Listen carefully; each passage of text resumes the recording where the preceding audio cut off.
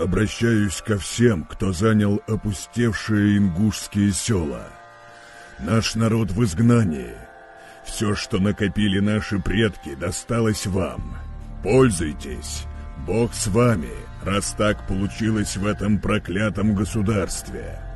Но мой народ вернется домой. Обязательно вернется. Помните это. И для вас, чужаков, я издаю декреты. Могилы не трогайте. Пусть мертвые спят до судного дня. Наши башни, склепы, святилища не трогайте.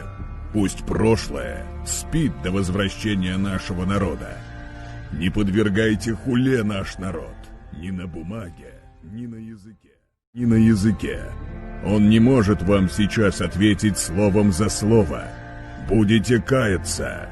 На нас, ингушских абреков, не доносите. Мы ходим по своей земле. Когда наши люди вернутся домой, уходите туда, откуда вы пришли. Тихо и без скандала. Мой народ ответит каждому из вас за добро и за зло.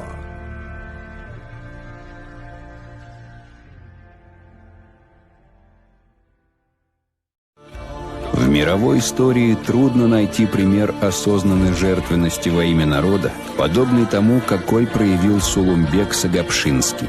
Об этом ингушском абреке известно многое, потому как в свое время он являлся героем-мстителем не только своего народа, но и всего Кавказа. Стать абреком Сулумбека вынудило не что иное, как несправедливость в отношении своего народа.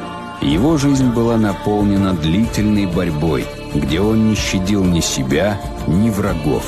Даже спустя много лет о героической борьбе абрека Сулумбека Сагапшинского будут вспоминать, а именно о доблести и чести ингушского рыцаря, о том, как надо любить свой народ и как умирать достойно.